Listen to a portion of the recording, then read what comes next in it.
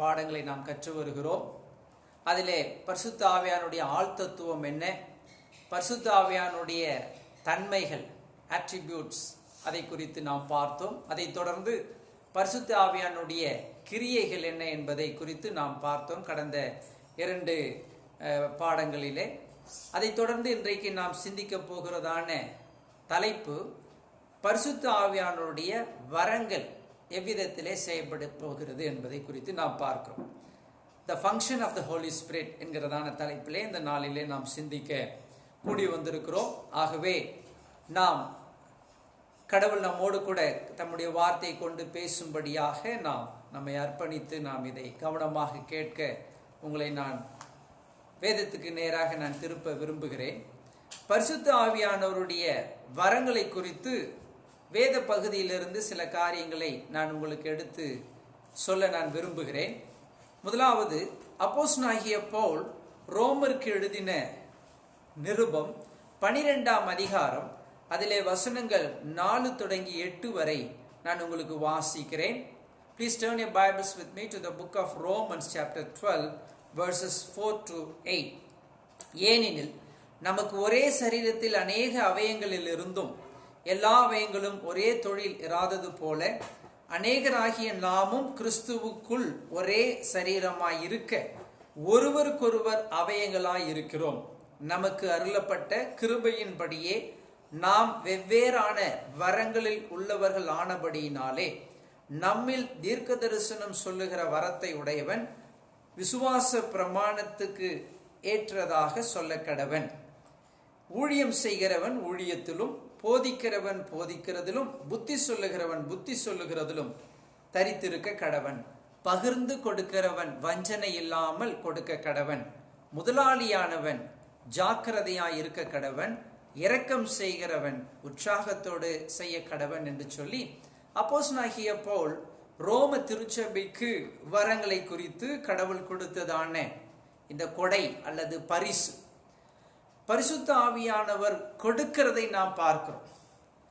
அதாவது நாம் கேட்டுக்கொள்வது அல்லது நாம் வாஞ்சிப்பது பரிசு அல்ல, தேவனாகவே முன்வந்து ஆத்துமாவுக்கு கொடுக்கிறது தான். It's a purely gift. எபேசியர் 2ஆம் அதிகாரத்தில் நம்ம வாசிக்கிறோம் ரட்சிப்பை குறித்து, இது தேவன் அருளும் ஈவு என்று சொல்லி பார்க்கிறோம். அதே போல திருத்துவத்தில் 3வது நபராகிய பரிசுத்த ஆவியாகிய கடவுள் அவர்கள் ஆதி திருச்சபையிலே வரங்களை பகிர்ந்து கொடுக்கிறதை நாம் பார்க்கிறோம். அவர் வஞ்சனை இல்லாமல் அவனவனுடைய தகுதிக்கு தகுந்தாற்போல் வரங்களை அவர்களுக்கு அருளினபடியினால் என்று வாசிக்கும். நான் இன்னொரு வசனத்தை வாசிக்க நான் விரும்புகிறேன். மிக முக்கியமான அடுத்த பகுதி 1 கொரிந்தியர் 12ஆம் அதிகாரம் வசனம் 4லிருந்து 11 வரை அப்போஸ்தலனாகிய பவுல் கொரிந்து பட்டணத்துக்கு இந்த வரங்களை குறித்து சொல்லுகிற வார்த்தையை நாம் வாசிக்க கேட்கலாம். 12ஆம் அதிகாரம் 4 தொடங்கி. வரங்களில் வித்தியாசங்கள் உண்டு, ஆவியானவர் ஒருவரே. ஊழியங்களிலேயும் வித்தியாசம் உண்டு, கர்த்தர் ஒருவரே. கிரியைகளிலே வித்தியாசங்கள் உண்டு, எல்லாவற்றையும் நடப்பிக்கிற தேவன் ஒருவரே. ஆவியினுடைய அனுக்கிரகம் அவனவனுடைய பிரயோஜனத்துக்கென்று அளிக்கப்பட்டிருக்கிறது.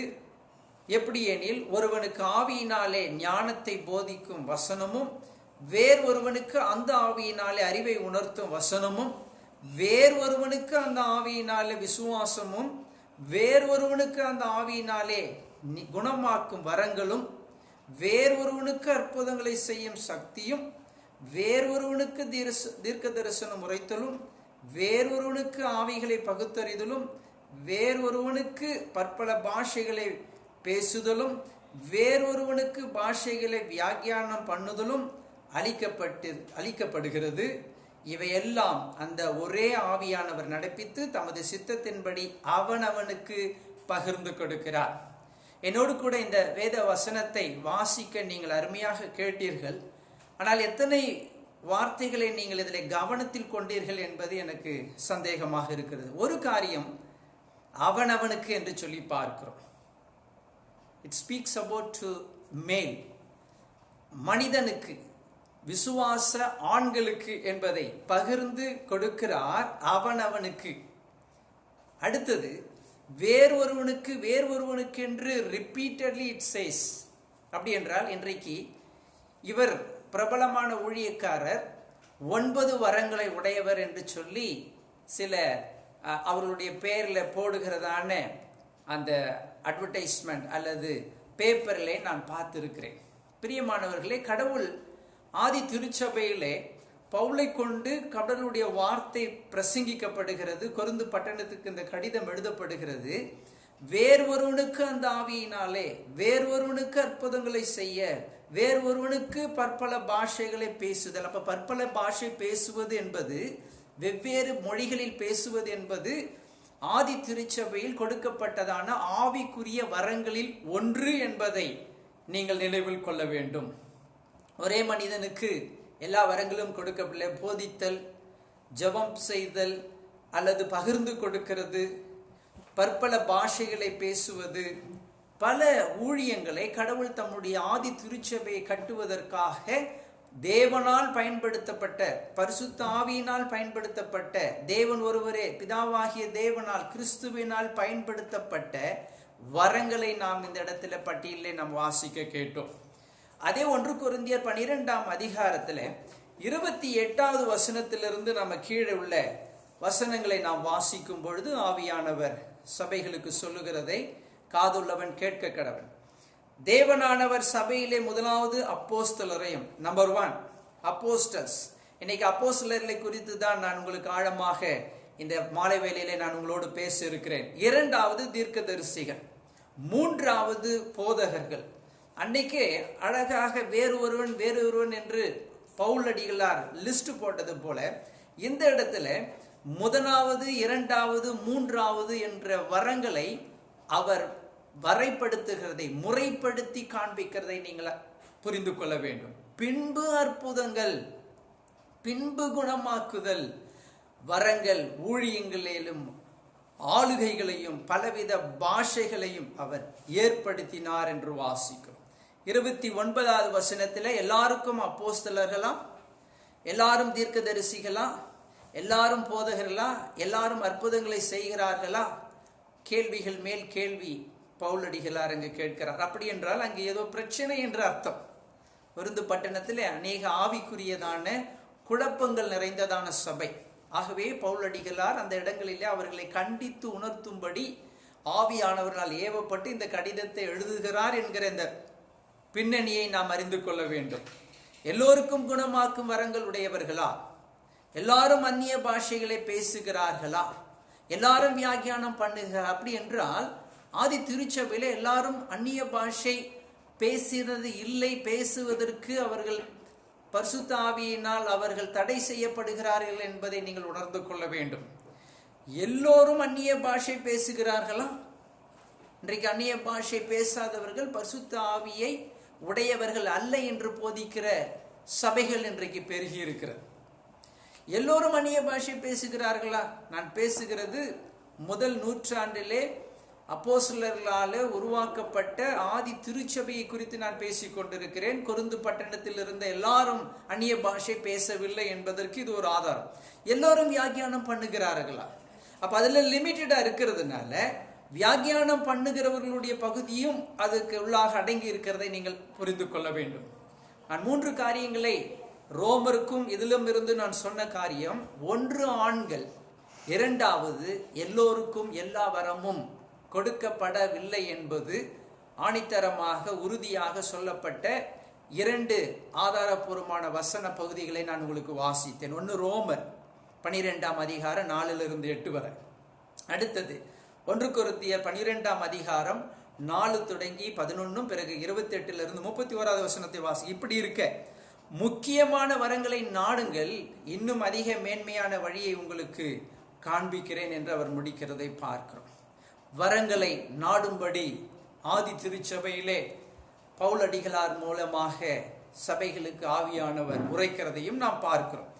எல்லாரும் குணமாக்கு வரம் உடையவர்களாக அல்ல, எல்லாருக்கும் அந்நிய பாஷைகளை பேசுபவர்களாகவும் அல்ல, எல்லாராலும் வியாக்கியானம் பண்ணக்கூடியதான வரத்தையும் உடையவர்களாக ஆதி திருச்சபை விசுவாசிகளே காணப்பட்டார்கள் என்பதை வேதம் சொல்லும் பொழுது நான் நம்புவதை போல நீங்கள் நம்பிதான் ஆக வேண்டும். இன்றைக்கு பாரம்பரியம் சபைகள் என்ன சொல்லுது என்பதை விட்டுவிட்டு வேதபூர்வமாக வேதம் என்ன சொல்கிறது என்பதை நாம் நினைவில் கொள்ள வேண்டும். Please turn your Bibles with me to the book of Ephesians chapter 4 verse 8. எபேசு பட்டணத்துக்கு பவுல் அடிகளார் எழுதுகிறார். 4ஆம் அதிகாரத்தில் 8வது வசனத்திலிருந்து 13வது வசனம் வரை நாம் வாசிக்க கேட்கலாம். எபேசியர் 4ஆம் அதிகாரம் 8வது வசனம். ஆதலால் அவர் உன்னதத்திற்கு ஏறி சிறைப்பட்டவர்களை சிறையாக்கி மனுஷருக்கு வரங்களை அளித்தார் என்று சொல்லியிருக்கிறார். இந்த இடத்துல வரங்கள் என்பது நாம் கேட்டு பெற்றுக்கொள்வதனால் வருகிறது அல்ல, தேவன் அதை அளிக்க வேண்டும் என்பதை நீங்கள் நினைவில் கொள்ள வேண்டும். எப்படி அப்போஸ்தலர் 2ஆம் அதிகாரத்திலே மேல் வீட்டு அறையில் போய் காத்திருங்கள், பரிசுத்தாவியாகிய கடவுளை நான் உங்களுக்கு வாக்குத்தத்தம் பண்ணப்பட்டவர் யோவான் 14 வந்து இறங்கினது போல, வரங்களும் தேவனால் பகிர்ந்து கொடுக்கப்படுகிற காரியமாக இருக்கிறது என்பதை நீங்கள் அறிந்து கொள்ள. வரங்களை அளித்தார் என்று வாசிக்கிறோம். கேட்பதுனால, ஜெபிப்பதுனால, நான் உபவாசம் இருந்து பெற்றுக்கொள்வதனால் வருவது அல்ல, வரங்கள் மாறாக தேவன் அவனவனுக்கு பகிர்ந்து கொடுக்கிறார். போதிப்பது வரம்தான், அந்நிய பாஷை பேசுவது மாத்திரம் வரம் அல்ல, கொடுப்பதும் வரம் என்பதை நினைவில் கொள்ள வேண்டும். இன்னொரு வசனங்களில் விசுவாசம் வரம், நான் தேவனை விசுவாசிப்பது கடவுள் எனக்கு கொடுத்த வரம் என்பதை நாம் நம்பிக்கொள்ள வேண்டும். ஏனென்றால் வேதம் அதைத்தான் நமக்கு போதிக்கிறது. 10வது வசனத்திலே வாசிக்கிறோம், இறங்கினவரே எல்லாவற்றையும் நிரப்பத்தக்கதாக எல்லா வானங்களுக்கு மேலாக உன்னதத்துக்கு ஏறினவருமாய் இருக்கிறார். எபேசியர் 4:11. மேலும் நாம் அனைவருக்கும் தேவனுடைய குமாரனை பற்றும் விசுவாசத்திலும் அறிவிலும் ஒருமைப்பட்டவர்களாகி கிறிஸ்துவனுடைய நிறைவான வளர்ச்சியின் அளவுக்கு தக்க பூரண புருஷராகும்படிக்கு வரங்கள். ஏனென்றால் why the spiritual gifts have given in the early church to be a perfect man. பூரண புருஷராகும்படி, ஸ்திரீகளாகும்படி அல்ல, வேற காரியங்கள் ஆகுவதற்கு அல்ல, தேவனுடைய தேறின பூரண புருஷன் ஆகும்படிக்கு வரங்கள் கொடுக்கப்பட்டது. பரிசுத்தவான்கள் சீர்பொருந்தும் பொருட்டு, அடுத்தது வசனம் தொடருகிறது, சுவிசேஷ ஊழியத்தின் வேலைக்காகவும். பாருங்க, வரங்கள் எதற்கெல்லாம் கொடுக்கப்பட்டது என்றால் to accomplish God's will. சுவிசேஷ ஊழியம் மானது உலகம் எங்கும் பிரஸ்தாபப்படுத்த வேண்டும். கிறிஸ்துவின் சரீரமாகிய சபையானது பக்தி விருத்தி அடைவதற்கு to edification of the local church, to spread the gospel throughout the world.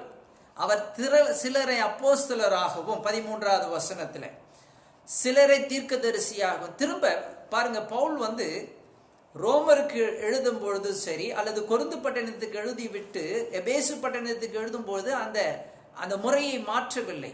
முதலாவது அப்போஸ்தலர், பிறகு தீர்க்கதரிசிகள், பிறகு சுவிசேஷகர்கள், மேய்ப்பர்கள், போதகர்களை ஏற்படுத்தினார்.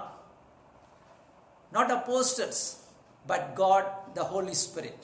பரிசுத்த ஆவியாகிய கடவுள் வரங்களை கொடுத்து அவர்களை அப்போஸ்தலராகவும், அப்போஸ்தலன் சுவிசேஷகன் அல்ல, சுவிசேஷகன் மெய்ப்பன் அல்ல, ஆனால் பெயர்களில் வித்தியாசப்படுவது போல அந்த பெயருக்குரியதான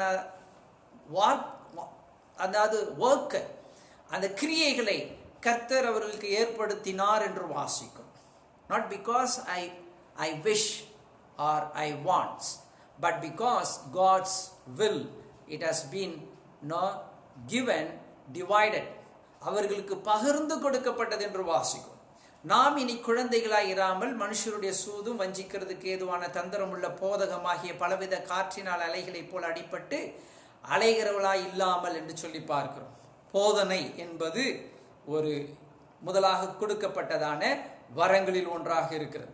இன்னொரு வேத பகுதியை கூட நான் உங்களுக்கு வாசிக்க விரும்புகிறேன். Please turn your Bibles with me to book of 1 Peter chapter 4. முதல் பேதுரு 4ஆம் அதிகாரம் வசனம் 10-11 வாசிக்கிறேன். verses 10 and 11. அவனவன் பெற்ற வரத்தின்படியேயும். இந்த இடத்துல நல்ல வார்த்தையை நிறுத்தி நம்ம கவனிக்கணும், தியானிக்கணும். வசனத்தை ஏதோ வாசிச்சுட்டு வேகமா போறதுனால தான் இன்னைக்கு நிறைய சபைகள், பிரிவுகள், குழப்பங்கள். சபை சொல்றதை தான் நம்ம கேட்டுட்டு இருக்கிறோமே தவிர வேதம் என்ன சொல்லுது நம்ம கேட்க மாட்டோம். பாருங்க, ஒரு வசனமா அவனவன், what it starts with he, கடவுளுடைய அருளை அல்லது ரட்சிப்பை பெற்ற விசுவாசிக்கிறவன் பெற்ற வரத்தின்படியே அவனவனுக்கு நீங்கள் வரத்தின்படியே நீங்கள் தேவனுடைய பற்பல கிருபையுள்ள ஈவுகளை பகிர்ந்து கொடுக்கும் நல்ல உக்கிரானக்காரனை போல ஒருவருக்கொருவர் உதவி செய்யுங்கள் என்று சொல்லுகிறதை பார்க்கும். உதவி செய்வது என்பதும் ஊழியங்களில் ஒரு பகுதியாக இருக்கிறது. இது ஆவிக்குரிய வரங்களில் அடிப்படையிலே வருகிறது. ஸ்தேவானை குறித்து பார்க்கும்பொழுது அவன் போதனை செய்யவில்லை, அவன் உட்கார்ந்து ஜெபிக்கவில்லை. பேதுரு சொல்ல, நாங்களோ உபவாசத்திலும் நாங்கள் ஜபத்திலும் நாங்கள் போதிப்பதிலும் நாங்கள் இருக்கிறோம், நீங்க போய் அந்த அவர்களுக்கு உணவு கொடுக்கிறதுல, முதியோர்களை பார்ப்பதில், விதவைகளை கவனிப்பதை பார்த்து கொள்ளுங்கள் என்று சொல்றார். அப்ப அவனுக்கு கொடுக்கப்பட்டதான வரங்கள் அது ஒண்ணு, உதவி செய்கிறது. உக்கரானக்காரனை போல as a manager they were acted. ஒருவன் போதித்தால் தேவனுடைய வாக்கியங்களின்படி போதிக்க கடவன். ஒருவன் உதவி செய்தால் தேவன் தந்தருளும் பலத்தின்படி செய்ய கடவன். எல்லாவற்றிலையும் இயேசு கிறிஸ்து மூலமாய் தேவன் மகிமைப்படும்படியே செய்வீகர்களாக அவருக்கே மகிமையும் வல்லமையும் சதா காலங்களிலும் உண்டாக இருப்பதாக என்று ஆமேன் என்று சொல்லி முடிக்கிறார். இப்ப இதுல வரங்களுடைய முக்கிய நோக்கம் என்னவென்றால், இந்த 11வது வசனத்திலே ஆண்டவராகிய இயேசு கிறிஸ்து மகிமைப்பட வேண்டும். வரங்களை பெற்ற அப்போஸ்தலனாகிய பவுலோ, பேதுருவோ, ஸ்தேவானோ மகிமைப்படுவது கிடையாது. இன்றைக்கு நாம் பார்க்கிறதான வரம் பெற்ற ஊழியர்களுடைய வாழ்க்கையை பார்க்கும் பொழுது உண்மையாக தேவன் மகிமைப்படுகிறாரா, அல்லது அந்த வரத்தை வைத்து பயன்படுத்தி கொள்ளுகிற நான் வரம் பெற்றவன் என்று போதிக்கிறதான போதகருக்கு அந்த மகிமை செல்லுகிறதா என்பதை நீங்களே அதற்கு சாட்சிகளாக இருக்கிறீர்கள். இந்த வரங்களை குறித்து நாம் பார்க்கும் பொழுது இன்றைக்கு அதிகமாக சொல்லப்படுகிறதான, பேசப்படுகிறதான சபைகள் ஒன்று பெந்தகோஸ்தே சபையினர். 1960ஆம் வருஷம் வரை இவர்களுக்கு ஒரிஜின் அல்லது இப்பொழுது இருக்கிறதான இந்த பெந்தகோஸ்தே சபையினுடைய காரியங்கள் இல்லை. ஆனால் அவர்கள் முன்வைக்கிற முதல் காரியம் என்னென்னால் ஆவியின் ஸ்நானம், baptism of spirit, spirit baptism என்று சொல்வார். ஆவி, நீங்க பரிசுத்த ஆவியை பெற்றுக்கொண்டீர்களா? பரிசுத்த ஆவியினுடைய அபிஷேகத்தை நீங்கள் உடையவர்களாக இருக்கிறீர்களா? அப்ப பரிசுத்த ஆவியானவருடைய அபிஷேகத்தினுடைய அந்த as a result அல்லது சைன் அவர்கள் எதுவாக எடுத்துக்கொள்கிறார்கள் என்றால் அந்நிய பாஷை பேசுகிறது. நான் சொன்னேன், பற்பல பாஷை பேசுகிறது ஆதி திருச்சபைக்கு பகிர்ந்து கொடுக்கப்பட்ட ஆண்களுக்கான சிலர்களுக்கு கொடுத்ததான கடவுளுடைய வரம் என்று வேதம் தெளிவாக சொல்லுகிறது. இன்றைக்கு பெந்தகோஸ்தே சபையில் வருகிற பெண்களும் ஆண்களும் எல்லாரும் அந்நிய பாஷை பேச வேண்டும். அந்நிய பாஷை பேசவில்லை என்றால் பரிசுத்த ஆவியானுடைய நிறைவு அல்லது ஸ்நானம் அவர்கள் பெறவில்லை என்று சொல்லி காத்திருப்பு கூட்டத்திலே நீங்கள் உட்கார்ந்து அதற்காக ஜெபம் பண்ணி, இன்னும் கிடைக்கவில்லை என்றால் உபவாசம் இருந்தும் அதற்காக நீங்கள் கேட்டு பெற்றுக்கொள்ள வேண்டும் என்று சபை போதனையாக இருக்கிறது. ஆகவே தான் நான் அழுத்தம் திருத்தமாக சொன்னேன், கடவுள் அவர்களுக்கு, ஆதி திருச்சபை விசுவாசிகளுக்கு, ஆண்களுக்கு தான் யாருக்கு எதை கொடுக்க விரும்புகிறாரோ அதை பகிர்ந்து கொடுத்தார். உதாரணத்துக்கு ஸ்தேவானுக்கு பேதுரு ஸ்தானத்தை கொடுக்கவில்லை. பேதுருக்கு ஸ்தேவான் செய்ததான அந்த காரியம், முதல் இரத்த சாட்சியாக மரிக்கக்கூடிய அந்த நிலை, அதை கடவுள் அவருக்கு கொடுக்கவில்லை. ஆனாலும் தம்முடைய திருவல சிற்றத்தின்படி தேவனுடைய வார்த்தை பரம்பும்படி, தேவனுடைய சபையானது கட்டப்பட, இயேசு கிறிஸ்து மகிமைப்படும்படி வரங்களை அவர்களுக்கு பகிர்ந்து கொடுக்கிறார் என்பதை பார்க்க வேண்டும். ஆவியின் வரங்களை குறித்து நாம் பார்க்கும் பொழுது சுகவீனம் ஆரம்பம் அல்லது சுகவீனம் என்பது பிசாசு கொண்டு வருகிறதான ஒரு காரியம் என்று இந்த திருச்சபைகளினாலே போதிக்கப்படுகிற ஒரு காரியமாயிருக்கிறது. எபிரேயர் 13ஆம் அதிகாரம் 8வது வசனத்திலே வாசிக்கும் பொழுது இயேசு கிறிஸ்து நேற்றும் இன்றும் என்றும் மாறாதவராக இருக்கிறார். அப்ப ஆண்டவராகிய இயேசு கிறிஸ்துனுடைய the attributes of Jesus Christ is an unchanging God.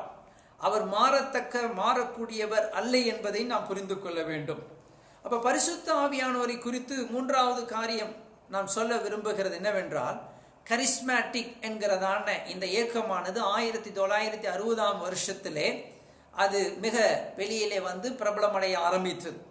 அவர்கள் என்ன போதனையை கொண்டு வந்தார்கள் என்றால், ஆதி திருச்சபை கொண்டிருந்ததான ஆவிக்குரிய வரங்களை மீண்டுமாக நாங்கள் இந்த சபைகளுக்குள்ளே கொண்டு வருகிறோம்.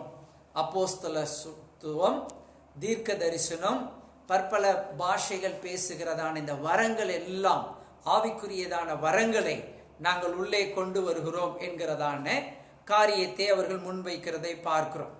அப்படி என்றால் இந்த கரிஸ்மா என்கிறதான கிரேக்க வார்த்தை வரங்கள், கடவுள் கொடுக்கிறதான வரங்கள் என்கிறதான அந்த அடிப்படையில் அவர்கள் அந்த நாமத்தை வைத்தார்கள். ஆவியில் ஆராதனை செய்தல் என்கிறதான ஒரு காரியத்தை கொண்டு வருகிறார்கள். அதில் இன்றைக்கு நாம் பார்க்கிறதான நவீனமான கருவிகளை பயன்படுத்தி யமஹா போன்றதான இசை கருவிகள், மேலதாளங்கள், காதை கிழித்து விண்ணில் கேட்கக்கூடியதான சத்தமாக ஆராதனை செய்தல், முழுவதுமாக டோரை எல்லாம் அடைத்து விட்டு ஏசி போட்டுட்டு உள்ளே பாடல் சத்தத்தை அதிகமாக கூட்டுதல், கைத்தட்டி அசைவுகளை உணர்ச்சி வசப்படுதல், இந்த எமோஷன். நம்ம யாரும் அமைதியாக இருக்க வேண்டாம் இருக்கும் பொழுது கால்வின் இறையியல் வல்லுநர்களுடைய இது என்னவென்றால், இவர்கள் என்ன சொல்லுகிறார்கள், ஆதி திருச்சபையிலே வரங்கள் கடவுளால் பயன்படுத்தப்பட்டு கடவுளுடைய நாமத்துக்காக சபைகள் வந்து ஸ்தாபிக்கப்பட்டது. ஆனால் அது தொடர்ந்து கடவுள் அதை பயன்படுத்தாமல் அதற்கு பிறகு தேவனுடைய வார்த்தையை மகிமைப்படுத்தி அநேகரை ரட்சிப்புக்குள் கொண்டு வருகிறதை நம்முடைய ஆதி திருச்சபை காரர்கள் சொல்லுகிறதை நாம் பார்க்கிறோம். ஒரு வசனத்தை வாசிக்க விரும்புகிறேன். யோவான் 10ஆம் அதிகாரம் 37வது வசனத்திலே, என் பிதாவின் கிரியைகளை நான் செய்யாதிருந்தால் நீங்கள் என்னை விசுவாசிக்க வேண்டியதில்லை.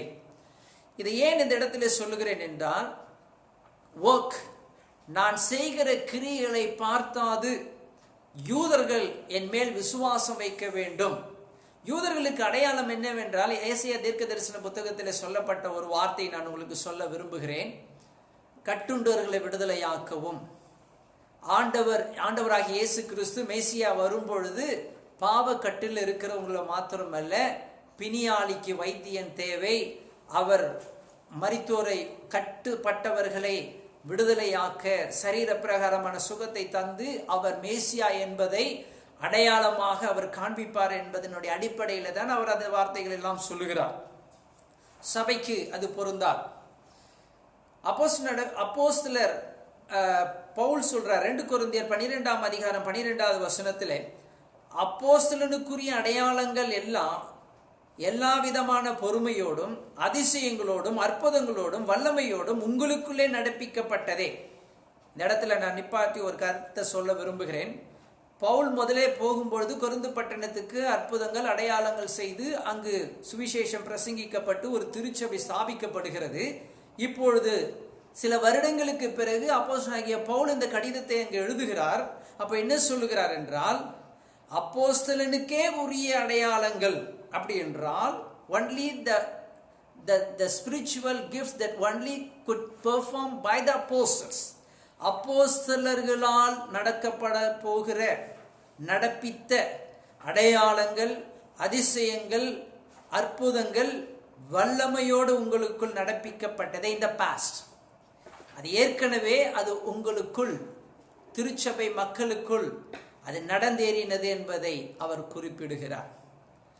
அடுத்த வசனம் எபிரேயர் 2ஆம் அதிகாரம் 4வது வசனம், அடையாளங்களினாலும் அற்புதங்களினாலும் பலவிதமான பலத்த செய்களினாலும் தம்முடைய சித்தத்தின்படி, நல்லா அதை மார்க் பண்ணணும் நீங்க, it's not because of human or an apostle's will but its own will, பரிசுத்த ஆவியானுடைய சித்தத்தின்படி பகிர்ந்து கொடுத்த பரிசுத்த ஆவியான வரங்களினாலும் தேவன் தாமே சாட்சி கொடுத்ததுமாய் இருக்கிற இவ்வளவு பெரிதான ரட்சிப்பை குறித்து நீங்கள் கவலையற்று இருக்கிறீர்களே. ரட்சிப்பு அந்த இடத்துல வருகிறது. ஆனால் நம்முடைய சப்ஜெக்ட் என்னன்னா, தேவனால் பகிர்ந்து கொடுக்கப்பட்ட பரிசுத்த ஆவியின் வரங்கள். இது எதுக்கு கொடுத்தார் என்றால், அதே வசனம் சொல்லுது, தேவன் தாமே சாட்சி கொடுக்கிறார். To testify himself, God has given the early church to speaking in tongues, பற்பல அடையாளங்கள், பற்பல அற்புதங்கள், செயல்களை கடவுள் அவர்களுக்கு கொடுக்கிறதை நாம் பார்க்கிறோம். இன்றைக்கு ஏன் நமக்கு அற்புதங்கள் கொடுக்கப்படுகிறது என்றால், உண்மையான ஊழியனை கடவுள் அடையாளப்படுத்துவதற்காக ஆண்டவர் அதை கொடுக்கிறார்.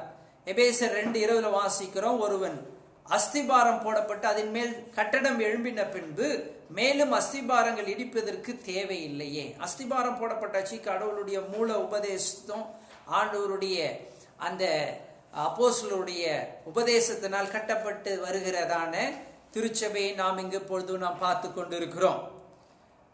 முதலாவது ஆவிக்குரிய வரங்களை குறித்து பார்க்கும் பொழுது, இது இயற்கைக்கு அப்பாற்பட்ட வரங்கள். சாதாரண சபை அங்கத்தினருக்கு இது கொடுக்கப்படவில்லை என்பதை நீங்கள் கவனத்தில் கொள்ள. 1 கொரிந்தியர் 12:4-11 ஏற்கனவே நான் வாசித்தேன். இயற்கைக்கு அப்பாற்பட்டதான ஒரு அற்புதத்தை கடவுள் அந்த இடத்திலே ஆதி திருச்சபையிலே வரங்கள் மூலமாக பயன்படுத்தினார். இரண்டாவது, வரங்கள் அப்போஸ்தலருடைய காலத்துக்கு மட்டுமே உரியது என்பதையும் அப்போஸ்தலர் நடபடிகள் 2:17 21 வரைக்கும் வாசிக்கும் பொழுது, யோவேலின் தீர்க்க தரிசனத்தில் உரைக்கப்பட்டது அங்கு நடந்தேறுகிறதை நாம் இங்கு கவனத்தில் கொள்ள வேண்டும். மூன்றாவது, அப்போஸ்தலர் காலங்களில் தேவன் தம்முடைய வார்த்தையை உறுதிப்படுத்தி அடையாளங்கள் மூலமாக அற்புதங்களை உபயோகித்தார். நான் வாசித்ததான எபிரேயர் 2:4, to authenticate his ministry through his sign. அடையாளங்கள் மூலமாக, அற்புதங்கள் மூலமாக ஆண்டவர் தம்முடைய அப்போஸ்தலர்களுடைய வாழ்விலே அந்த ஊழியத்தை உறுதி செய்கிறதை நாம் பார்க்கிறோம். அது மாத்திரமல்ல, கிறிஸ்துவுடைய உயிர்த்தெழுந்து பரமேறின பிறகு 1ஆம் நூற்றாண்டில் வாழ்ந்த time of the Christ first century, முதல் நூற்றாண்டிலே அப்படிப்பட்ட கிரியைகள் குறைய தொடங்கியது என்பது சரித்திர வரலாற்று உண்மை. ஐந்தாவது, அப்போஸ்தலரும் தீர்க்கதரிசிகளும் நவீன கால சபைகளுக்கு திரும்ப கொண்டு வரப்படுவது கிடையாது. எபேசியர் 2:19-20 நம்ம வாசிக்கும் பொழுது, அவர்கள் நிறுவிய அஸ்திபாரம், அவர்கள் முதல் நூற்றாண்டில் எழுதிய புதிய ஏற்பாடு, அதை தொடர்ந்து கட்டப்பட்டு வருகிறதான திருச்சபை அதற்கு சான்றாக இருக்கிறது. We can't go and dig again to bring it back. கீழே போய் அப்போஸ்தலரால் உபதேசிக்கப்பட்டதான மூல உபதேசத்தை நோண்டி எடுத்து அதை சீர்படுத்துவது நம்முடைய வேலை அல்ல. நாம் கட்டடத்தினுடைய மேல் பகுதியிலே நாம் கட்டப்பட்டு வருகிறோம் என்பதை நாம் நினைவில் கொள்ள வேண்டும். அப்படி என்றால், இன்றைக்கு ஆவிக்குரிய வரங்கள் செயலிலே இருக்கிறதா என்கிற கேள்வி நமக்குள் எழுகிறதை நான் அறிந்திருக்கிறேன். அப்போஸ்தலர்களை குறித்து நாம் பார்க்கும் பொழுது, அப்போஸ்தலர்களுக்கு கொடுக்கப்பட்டதான வார்த்தை அப்போஸ்டலோன் என்றால் கிரேக்க மொழியிலே one who sent out, அவன் பிரத்யேக பணிக்காக நியமிக்கப்பட்டு அவன் அனுப்பப்பட்டவன் என்கிற அர்த்தத்திலே வருகிறது. அப்போஸ்தலனுக்குரியதான அடையாளங்களை அல்லது the 4 basic qualification of apostles, அப்போஸ்தலர்களுக்கு கொடுக்கப்பட்டதான 4 அடிப்படை ஆதாரங்கள், அவர்களுடைய குவாலிஃபிகேஷன், தன்மைகளை குறித்து நாம் அடுத்த வாரம் கர்த்தருக்கு சித்தமானால் தொடர்ந்து இந்த சத்தியங்களை நாம் கற்றுக்கொள்ளலாம். இப்பொழுது நாம் ஜெபம் செய்வோம். எங்களை நேசிக்கிற எங்கள் நல்ல பிதாவே, நீர் கொடுத்த இந்த நல்ல தருணத்துக்காய் நன்றி செலுத்துகிறோம். இந்த நாளிலும் கூட ஆண்டவரே, பரிசுத்த ஆவியானுடைய வரங்களினுடைய செயல்பாடு எப்படி ஆதி திருச்சபையிலே காணப்பட்டது, இப்பொழுது 20வது நூற்றாண்டிலே வந்ததான சில ஆவிக்குரியதான குழப்பங்களை குறித்து நாங்கள் சிந்திக்க ஆண்டவர் எங்களுக்கு உதவி செய்தீர். இதை தொடர்ந்து அப்போஸ்தலர்கள் என்று இன்றைக்கு தங்களையே சொல்லிக் கொள்கிறவர்களுடைய குறைபாடுகள், வேதபூர்வமாக அப்போஸ்தலர்கள் யார், அவர்களுடைய தகுதிகள் என்ன, தேவன் அவர்களுக்கு கொடுத்ததான ஆதாரபூர்வமான தகுதிகளை ஆண்டவரே வருகிற நாட்களிலே நாங்கள் வரும் வியாழக்கிழமை கடவுளுக்கு சித்தமானால் அதை நாங்கள் சிந்தித்து கற்றுக்கொள்ள, வேதம் எங்களுக்கு போதிக்கிறதான காரியங்களை நாங்கள் கூர்ந்து கவனித்து நாங்கள் அதில் நிலைத்திருக்க கடவுள் நீர் எங்களுக்கு கிருபையை தாரும். இதில் கலந்து கொண்ட உங்களுடைய பிள்ளைகளை இன்னும் வேதத்திலே, வேதபூர்வமான சத்தியத்திலே ஆண்டவரே தெளிவுள்ளவர்களாக, முதிர்ச்சி உள்ளவர்களாய் நீர் மாற்றும்படியாக நான் செபிக்கிறேன். மீட்பர் இயேசு கிறிஸ்துவின் மூலம் வேண்டிக் கொள்கிறோம் நல்ல பிதாவே, ஆமென்.